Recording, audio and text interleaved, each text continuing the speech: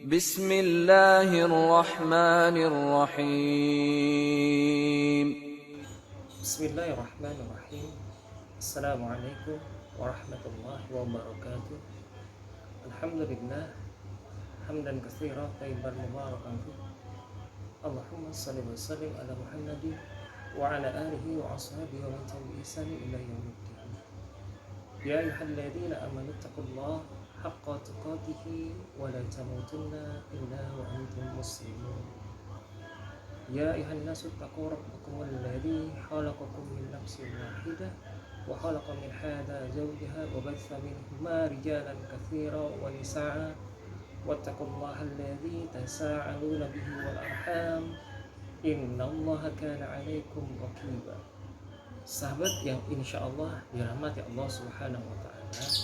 Alhamdulillah, segala puji bagi Allah yang dimana Allah masih meringankan kita untuk mencoba mencari nilai-nilai halal di dalam hidup kita.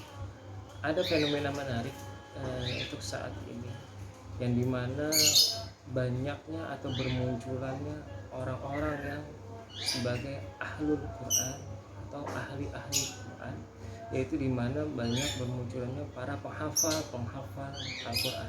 Subhanallah, alhamdulillah, tentu saja segala puji bagi Allah yang dimana ini merupakan kita berharap munculnya kekuatan-kekuatan Islam, yang dimana di sini kita berharap juga dimana Islam bisa bangkit dan jaya kembali, dimana orang-orang sangat bersemangat untuk menghafalkan Al-Quran, karena Allah Subhanahu wa taala telah menyampaikan di dalam Quran surah Al-Hijr ayat 9, a'udzubillahi minasyaitonirrajim, inna nahnu nazzalna dzikra wa inna lahu lahafizun.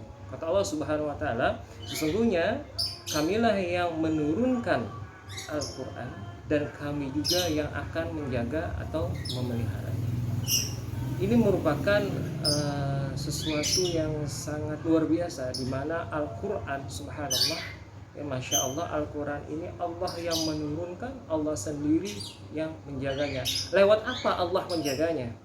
Dimana saat ini telah bermunculan ya, ahli-ahli Quran yang merupakan para penghafal Al-Quran. Disinilah Allah menjaga keotentikan Al-Quran, orisinalitas dari Al-Quran, yang munculnya para penghafal Al-Quran.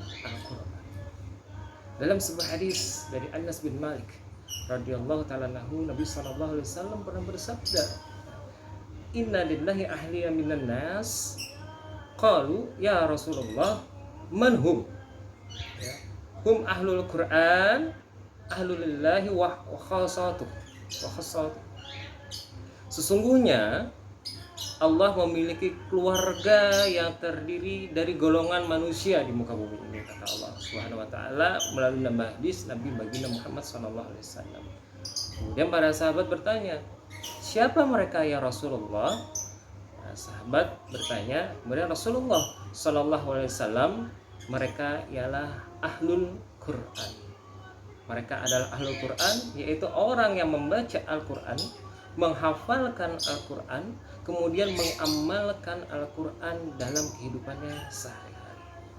Mereka itulah, kata Rasulullah SAW, orang-orang yang istimewa bagi Allah Subhanahu wa taala. Hadis dari riwayat Ibnu Hibban, Ibnu Majah, nomor hadis 215. Sahabat yang insyaallah dirahmati Allah Subhanahu wa taala, dari hadis ini kita mencoba menggali lebih jauh. Alhamdulillah, ya, sekarang ini sudah mulai bermunculan para penghafal Al-Quran.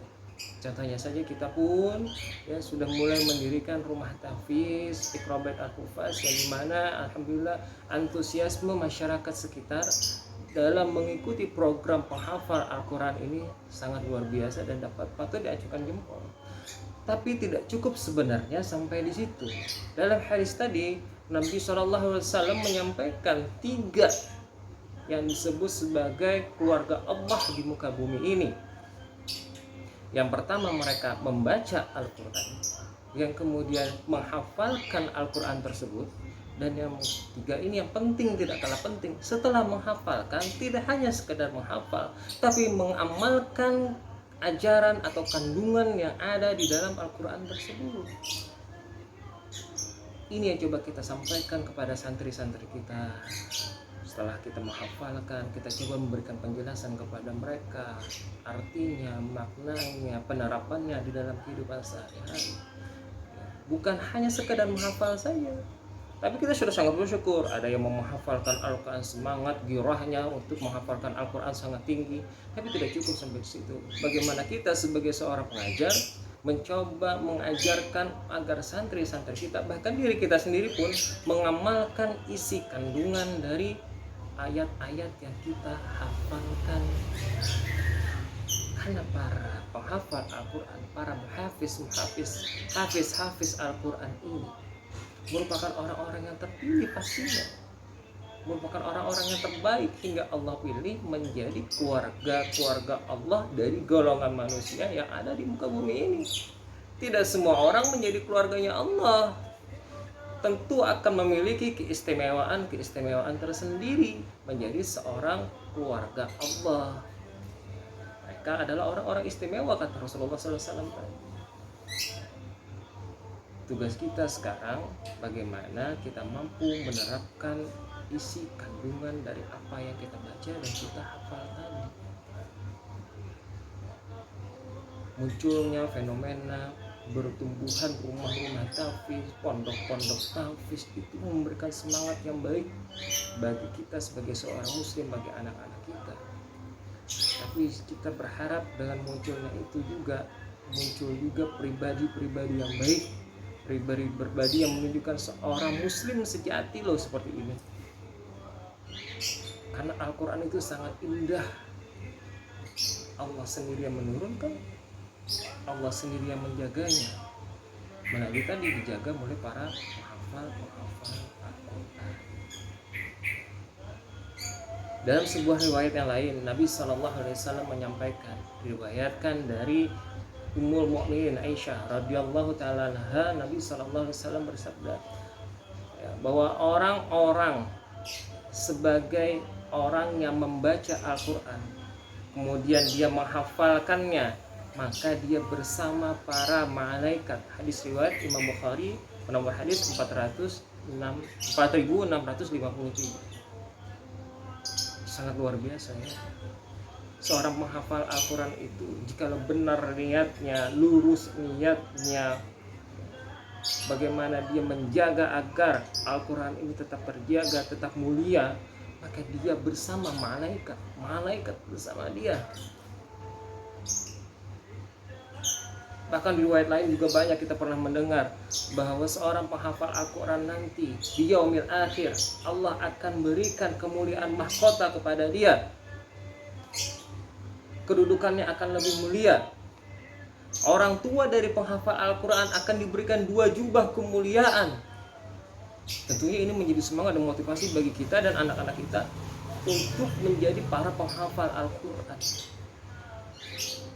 Tapi tadi yang seperti saya sampaikan, sudah cukup sebagai seorang penghafal saja, tapi bagaimana kita bisa mengamalkan isi kandungan yang ada di dalam Al-Quran. Nilai-nilai yang ada di dalam Al-Quran itu bisa kita sampaikan, kita aplikasikan di dalam kehidupan kita sehari-hari sebagai seorang muslim. Mudah-mudahan video singkat ini bisa memberikan gambaran bagi kita serta memberikan motivasi bagi kita untuk terus menjaga anak-anak kita, untuk mencoba menjaga anak-anak kita menghafalkan Al-Quran, menjaga niat mereka dalam menghafalkan Al-Quran, dan kita berharap kita dan anak-anak kita mampu nantinya menjadi keluarga-keluarga Allah dari golongan manusia yang dimana dimuliakan Allah dan para malaikatnya. Subhanakallah bihamdika asyhadu an la ilaha illa anta astaghfiruka wa atubu ilaik. Assalamualaikum warahmatullahi wabarakatuh.